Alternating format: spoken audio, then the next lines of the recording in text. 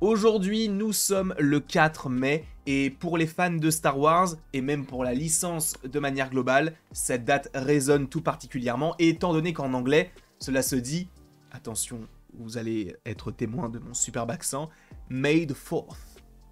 Et en gros, cela ferait référence à May the Force be with you, donc que la force soit avec vous, donc c'est un jeu de mots par rapport au 4 mai. C'est bon, de toute manière, je pense que vous le saviez. Par ailleurs, pour ceux qui ne le sauraient pas, sachez qu'aujourd'hui, alors dans la plupart des pâtés, j'imagine, et d'ailleurs il y a eu un marathon là il n'y a pas si longtemps, mais aujourd'hui, en ce 4 mai, sachez que dans pas mal de pâtés en France, il y aura donc la menace fantôme au cinéma. C'est plutôt cool. J'avais pris ma place, je l'ai annulée parce que je suis fatigué, donc je n'irai pas. Et de toute manière, je l'ai déjà vu plein de fois. Mais c'est vrai qu'au cinéma, je ne l'ai jamais vu, ça aurait pu être une belle expérience, mais... Les cernes, mon gars. Les cernes. En tout cas, je suis très content de te retrouver aujourd'hui pour parler d'une série d'animation qui vient de sortir aujourd'hui, en ce jour très particulier. De toute manière, la plupart du temps, depuis Disney+, eh bien, Star Wars nous propose des petits contenus. Alors, je ne sais pas ce qui était sorti. Je crois qu'il y avait peut-être Star Wars Visions, saison 2, l'année dernière. Je ne sais pas ce qui était pour la première année. Bref, en tout cas, là, on se retrouve avec Tales of the Empire, qui n'est pas une série entre guillemets anodine, puisque ce n'est pas la première fois que Star Wars nous produit une série entre guillemets spin-off en animation par rapport à des choses que nous avions déjà vues, notamment du côté de Rebels et de Clone Wars, pour ne citer qu'elles, parce qu'il y a également Résistance et la dernière, la The Bad Batch, alors The Bad Batch qui est toujours en activité, mais Résistance qui n'a pas eu, je crois, un franc succès. Et donc on se retrouve avec Tales of the Empire, et je crois que le premier c'était Tale of the Jedi, donc là on est du côté de l'Empire, sachant que pour la saison 1, entre guillemets, on était du côté du comte Dooku, et après je ne sais plus, c'était peut-être le général Grievous, je ne sais plus. Mais en tout cas on avait au moins le comte Dooku. Là on se retrouve avec deux personnages qui vont se développer, et c'est une évolution qui est très intéressante. D'un côté, donc, on a Morgan Elsbeth, qu'on a vu aussi en live action du côté de la série The Mandalorian. Je crois qu'elle est aussi du côté de la série Ahsoka, si je ne dis pas de bêtises. Et bien sûr, on retrouve également, alors là on la voit un petit peu, je peux la montrer de manière plus précise, boum, je crois qu'elle s'appelle Barriss Offee, et c'est vrai que ce nom me disait quelque chose, et je me suis dit, mais attends, visuellement j'ai déjà vu ce perso, mais vu que The Clone Wars, c'est une série que j'ai vue il y a longtemps, je n'avais plus forcément, on va dire, le lore autour de ce perso, donc je me suis un petit peu renseigné en amont. Enfin, en tout cas, j'ai relu un petit peu son histoire, et je me suis dit, ah mais oui, ok, c'est elle. Et en gros, elle a une petite animosité avec Ahsoka, puisque c'est elle qui va essayer de créer un petit coup monté, elle va finir par être enfermée, et donc on a la suite de cette histoire, parce qu'on n'avait pas vraiment eu de continuité, bien que je crois que dans les comics, il y avait la fin du personnage. En tout cas, on va dans un premier temps parler de ces 3 premiers épisodes concernant donc Morgan Elsbeth, qui raconte en fait son ascension jusqu'au moment où nous sommes actuellement du côté d'Ahsoka, en passant bien sûr avec des petites références avec sa première apparition dans la saison 2 ou 3, je crois que c'est la saison 2 de The Mandalorian, mais je ne suis pas sûr du tout. Je crois que c'est ça, c'est la saison 2. Mais donc, on retrouve ce personnage où on va avoir son cheminement, le côté de... Elle a été elle-même attaquée par le général Grievous, elle fait partie, je crois, des Sœurs de la Nuit, si je ne dis pas de bêtises, et donc il va y avoir tout ce processus de vouloir survivre. Et comment est-ce qu'on survit dans un monde où l'Empire, prend le dessus? Eh bien, il faut faire avec l'Empire. Donc, au fur et à mesure de ces 3 épisodes, on va suivre un petit peu toute sa vie à travers, on va dire, 3 temporalités différentes.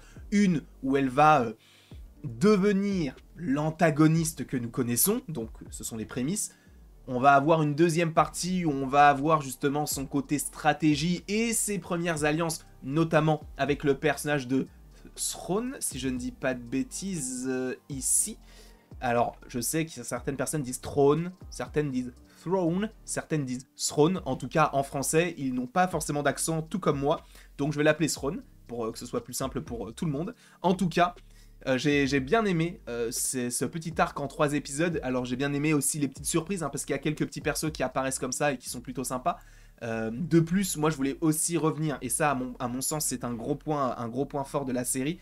qui était déjà évidemment mise en place durant les précédentes séries d'animation, mais en termes de mouvance, en termes de combat, on est beaucoup plus mobile qu'avant, hein, puisque je vous rappelle que bon, bah, Star Wars, The Clone Wars, ça date il y a quand même pas mal de temps, donc évidemment on n'avait pas les mêmes technologies, pas les mêmes sous, pas le même budget pour ces projets.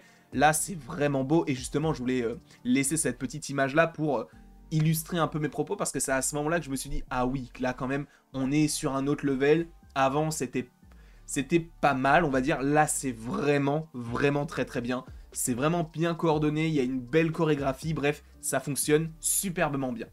Et bien sûr, à la toute fin, on a, on va dire, une sorte de petit teasing, si j'ose dire, vers la saison 2 comment ça s'appelle, de The Mandalorian, où on va découvrir ce personnage pour la première fois, donc en live action, avec cette sorte de petite ville qu'elle semble contrôler, et après il y aura cet affrontement avec Ahsoka Tano.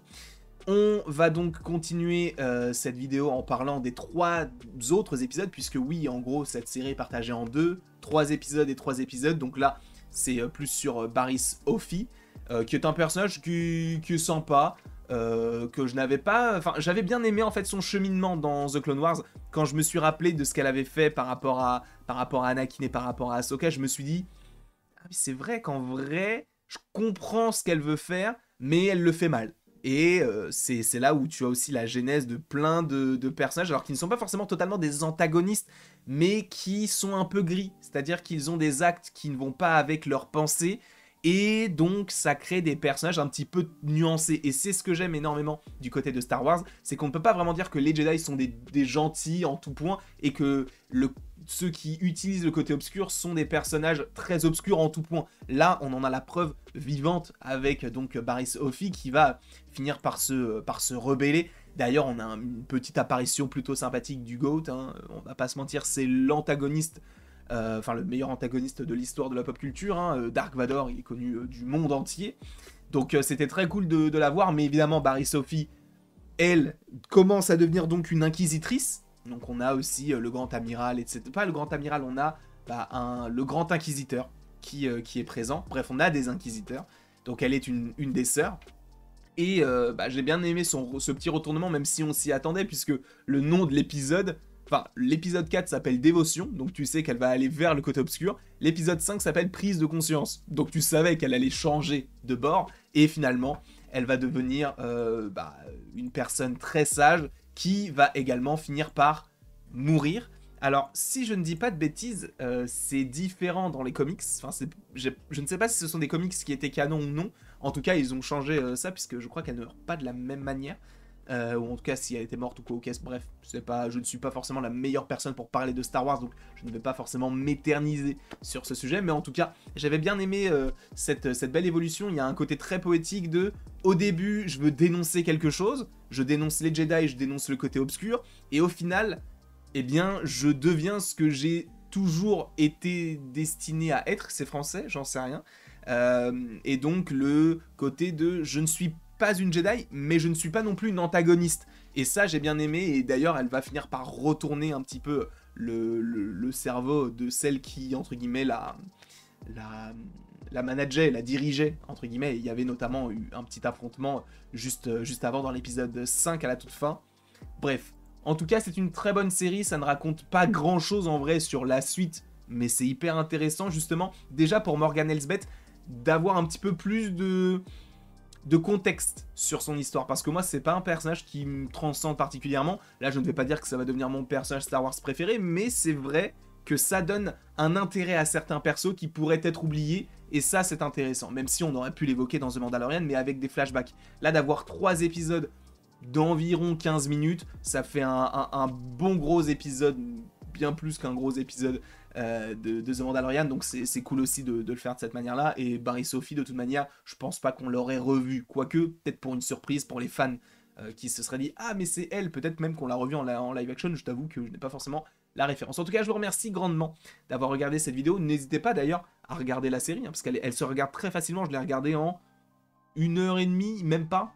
Donc en vrai, ça se regarde très facilement, c'est superbe. N'hésitez pas d'ailleurs à me dire ce que vous en avez pensé en commentaire. Et après tout ceci, il ne me reste donc plus qu'à vous dire à la prochaine pour la prochaine. Voilà quoi. Non, il y a... Non, c'est juste... Voilà, c'est sympa, non?